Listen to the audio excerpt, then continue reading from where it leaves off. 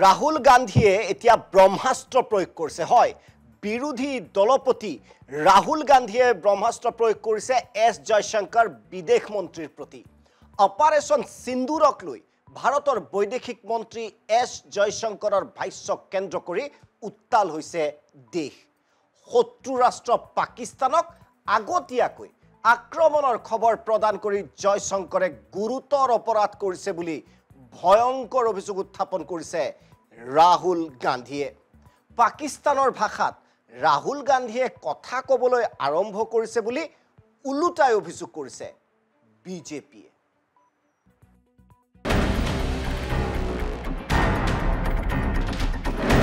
কথাত কটা যায় কথাত বটা পায় At the start of the operation, we had sent a message to Pakistan saying we are striking at terrorist infrastructure. We are not striking at the military. So the military has an option of standing out and not interfering in this process. They chose not to take that good advice.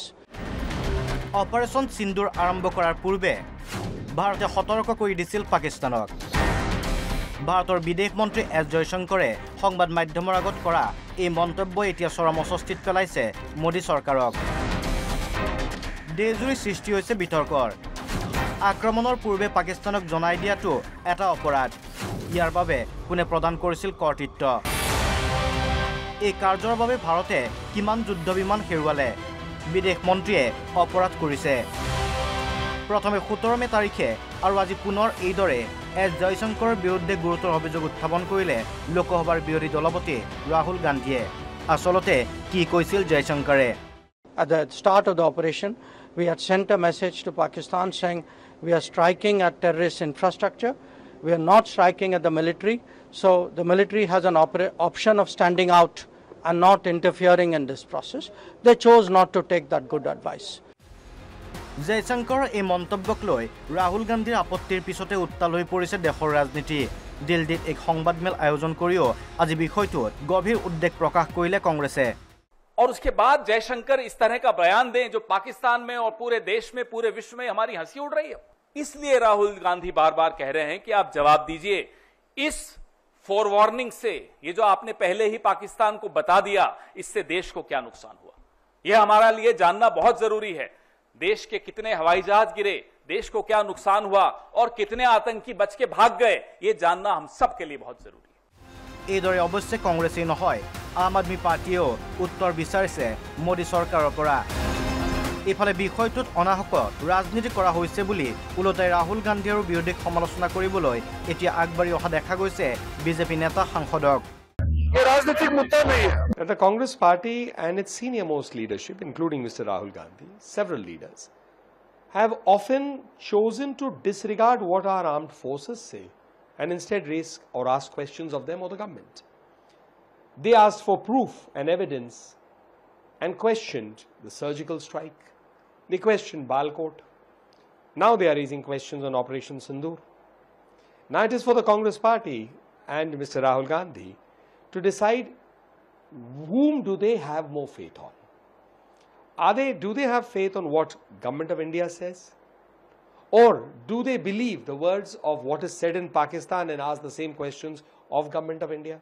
So it is really for them to explain on which side they are or who are they really asking these questions for and what purpose do they hope to serve from it. Rahul Gandhi ji को देश प्रेम से ज़्यादा politics करने में ज़्यादा दिलचस्पी है जहाँ पर एक तरफ पूरा देश एक साथ होकर सेना के पीछे खड़ा है और वहीं पर सेना का मनोबल घटाने का काम राहुल गांधी जी से हो रहा है मुझे लगता है कि पॉलिटिक्स से उठकर देश के बारे में सोचना बहुत जरूरी है আনহাতে দেশৰ বৈদেশিক মন্ত্ৰালয়েও এই ক্ষেত্ৰত ৰাহুল গান্ধীকে দোষাৰোপ কৰা পৰিলক্ষিত হৈছে উল্লেখ্য যে 7 মেৰ মাজনিশা অপাৰেশ্যন সিন্দুৰ চলোৱা হৈছিল বুলি বৈদেশিক মন্ত্ৰালয়ে আনুষ্ঠানিকভাৱে তথ্য দিছিল ভাৰতবাসীক লগতে এই কথাও দেশবাসীক জনাইছিল যে প্ৰথমে সন্ত্ৰাসবাদীৰ ঘাটিতে ভাৰতে আক্ৰমণ কৰিছিল কিন্তু পাকিস্তানৰ সেনাই পুনৰ 8 মেত ভাৰতৰ সামৰিক ঘাটিত আক্ৰমণ কৰাৰ পিছতে ভাৰতেও পাকিস্তানৰ সামৰিক ঘাটিত আক্ৰমণ চলাবলৈ বাধ্য হৈ পৰে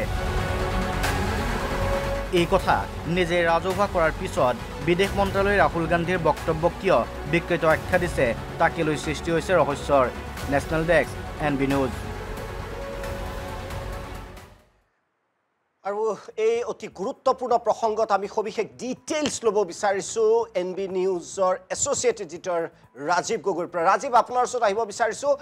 যিটো অভিযোগ আচলতে এছ জয়শংকৰৰ যদি ভাষ্যটো যদি ষ্টেটমেণ্টটো আমি চাওঁ, ইটছ ক্লিয়াৰ কাট যে পাকিস্তানক আগতে মেছেজ দিয়া হৈছিল যে হয় আমি তোমালোকৰ তাত আমি ষ্ট্ৰাইক কৰিব গৈ আছোঁ, কিন্তু মিলিটাৰী ইনষ্টলেশ্যনত নহয়, আমি তোমালোকৰ যিসমূহ সন্ত্ৰাসবাদীৰ ঘাটি আছে তাত আমি ষ্ট্ৰাইক কৰিব গৈ আছোঁ। ক্লিয়াৰ মেছেজ আছিল জয়শংকৰৰ। তাৰ ৰাহুল গান্ধীয়ে যিটো অৱশ্যে অভিযোগ উত্থাপন কৰিছে, কিন্তু বিজেপিয়ে আকৌ দেশপ্ৰেমৰ প্ৰশ্নটো ইয়াত আনি সাঙুৰি পেলাইছে, সনাপিটিকা কৰি পেলাইছে। গতিকে আপোনাৰ পৰা জানিব বিচাৰিছোঁ যে এই গোটেই প্ৰসংগটোৱে আচলতে ৰাজনৈতিক এটা ৰূপ এতিয়া লাভ কৰিছে আৰু জনসাধাৰণৰ মাজত এতিয়া কেনে প্ৰতিক্ৰিয়াৰ সৃষ্টি হ'ব পাৰে বা গোটেই বিষয়টোৰ পৰা আপোনাৰ মতামত জানিব বিচাৰিছোঁ। ৰাজীৱ গগৈ। হয় দীপক, যুদ্ধত বিৰতি আৰম্ভ ৰাজনীতি আৰু ৰাজনীতি এনেকুৱা ধৰণৰ আৰম্ভ হৈছে। এই ৰাজনীতি এতিয়া কেৱল দেশৰ সামৰিক বাহিনী পৰাক্ৰমক লৈ নহয়, বৰঞ্চ তাত পাপ আৰু পুণ্যৰ স্থান পাইছে। পুনৰ কৈছোঁ যে যুদ্ধত বিৰতি হ'ল, কিন্তু আৰম্ভ হৈছে এতিয়া ৰাজনীতি। এই ৰাজনীতি এতিয়া আৰম্ভ কৰিবলৈ সুযোগ দিছে শাসকীয় চৰকাৰখনে, মানে শাসকীয় দলটোৱে। বিদেশ মন্ত্ৰী বৈদেশিক মন্ত্ৰী এছ জয়শংকৰৰ এটা ভাষ্য। কাৰণ ইতিমধ্যে আমাৰ দৰ্শকসকলে শুনিব পাৰিলে আমাৰ যি প্ৰতিবেদন আছিল সেই প্ৰতিবেদনত। এতিয়া তাকেই আলম লৈ বিৰোধী এতিয়া উভতি ধৰিছে। যদিহে পৱন খেৰাই, কংগ্ৰেছ নেতা পৱন খেৰাই স্পষ্টকৈ কৈছে, আজি ছ'চিয়েল মিডিয়াত তেওঁ জনাইছে, সামাজিক মাধ্যম যোগে জনাইছে যে এই কথাষাৰ কৈ জয়শংকৰে যিষাৰ কথা ক'লে যে আমি পাকিস্তানক এটা ক্লিয়াৰ মেছেজ দিছিলোঁ যে আপোনালোকৰ তাত আক্ৰমণ হ'ব, সেই আক্ৰমণ কোনো সামৰিক উদ্দেশ্যত নহয়, পাকিস্তানৰ সামৰিক বাহিনী আমাৰ লক্ষ্য নহয়, তাত থকা সন্ত্ৰাসবাদী। যদি আগমুহূৰ্তত তেওঁলোকক তেনেকুৱা এটা মেছেজ দিয়া হৈছিলেই, সেইকাৰণে হয়তো ভাৰতৰ আটাইতকৈ ডাঙৰ শত্ৰু এই মুহূৰ্তত সন্ত্ৰাসবাদী হিচাপে মাছুদ আজাহাৰ হয়তো বাচি যাবলৈ সক্ষম হ'ল। আৰু মাছুদ আজাহাৰৰ সৈতে পাকিস্তানৰ সম্পৰ্ক কেনেকুৱা, তাত মাছুদৰ পৰিয়াল আৰু অন্যান্য সন্ত্ৰাসবাদীৰ যেতিয়া অন্ত্যেষ্টিক্ৰিয়া কৰা হৈছিল, সেই সময়ত পাকিস্তানৰ চৰকাৰৰ বা সেনাৰ শীৰ্ষ বিষয়াসকল উপস্থিত থকাৰ কথাটো সূচাই দিয়ে তেওঁলোকৰ মাজত কেনেকুৱা ধৰণৰ এটা সম্পৰ্ক আছে। গতিকে এই গোটেই বিষয়টো যদি আমি লক্ষ্য কৰোঁ, তেতিয়াহ'লে এটা কথা স্পষ্ট হয় যে বিদেশ মন্ত্ৰী জয়শংকৰে যিটো মন্তব্য কৰিলে, সেই মন্তব্যৰ পৰা বিৰোধীয়ে এটা কথা ক'ব বিচাৰিছে, তোমালোকে সন্ত্ৰাসবাদীক আগতে জনাই দিলা। পাকিস্তান চৰকাৰক জনোৱা মানে সন্ত্ৰাসবাদীক জনোৱা, কাৰণ পাকিস্তান দেশখনেই হৈছে, চৰকাৰখনেই হৈছে সন্ত্ৰাসবাদীৰ পৃষ্ঠপোষক, সন্ত্ৰাসবাদীৰ কাৰখানা। গতিকে তেওঁলোকক জনোৱা আৰু সন্ত্ৰাসবাদীক পোনপটীয়াকৈ জনাই দিয়াটো একেই কথা। সেইকাৰণে আজি পৱন খেৰাই এটা কথা কৈছে যে তোমালোকে পাপ কৰিছা। আমাৰ দেশৰ সামৰিক বাহিনীয়ে, আমাৰ সামৰিক শক্তিয়ে পাকিস্তানক আমাৰ চৰণত আঁঠু ল'বলৈ বাধ্য কৰাইছিল, কিন্তু সেই শক্তিক তোমালোকে ওলাই কৰিলা। প্ৰথমে ডোনাল্ড ট্ৰাম্পে যুদ্ধবিৰতিৰ প্ৰসংগটো উল্লেখ কৰি আমাক হলঠেকত পেলালে বা বিশ্বৰ আগত কিছু পৰিমাণে হ'লেও হাঁহিয়তাৰ পাত্ৰ কৰিলে। তাৰ পাছত স্বয়ং বিদেশ মন্ত্ৰীজনে এনেধৰণৰ মন্তব্য কৰি এটা পাপ কাম কৰা বুলি তেওঁ স্পষ্ট অভিযোগ আনিছে। আৰু এই বিষয়টোক লৈ এতিয়া বিৰোধীয়ে যেনেদৰে চৰকাৰখনক উভতি ধৰিছে, তাৰ বিপৰীতে কিন্তু চৰকাৰৰ শাসকীয় পক্ষই, চৰকাৰী পক্ষই যি ধৰণে শক্তিশালী ইয়াৰ বিৰুদ্ধে এটা প্ৰতিৰোধমূলক তেওঁলোকে বক্তব্য ৰাখিব লাগিছিল, কাউণ্টাৰ দিব লাগিছিল, সেয়া পৰা নাই। গতিকে এই ৰাজনীতিটো যে কিছুদিনলৈ চলিব, আৰু এই ৰাজনীতি কেৱল চলিব বুলিয়ে নহয়, এই বিষয়বস্তুটো যে এটা অত্যন্ত গম্ভীৰ, আৰু এই বিষয়বস্তুটো যে কংগ্ৰেছে জনসাধাৰণৰ মাজলৈ লৈ যাবলৈ চেষ্টা কৰিব, সেইটো তেওঁলোকৰ মন্তব্যত স্পষ্ট হৈ পৰিছে। এটাই কথা ক'ব লাগিব যে এই ক্ষেত্ৰত কিন্তু বিদেশ মন্ত্ৰী জয়শংকৰৰ যিটো ভাষ্য, সেইটো কেৱল বিৰোধীৰ বাবেই নহয়, দেশৰ সচেতন লোকসকলৰ বাবে এইটো এটা অত্যন্ত গুৰুত্বপূৰ্ণ দিশ হৈছে।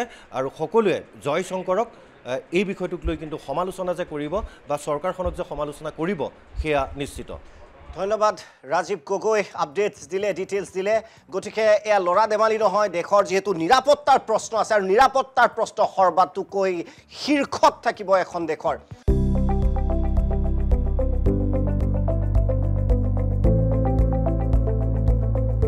NB নিউজ, সহজ সৰল ভাষাত নৱভাৰতৰ কথা।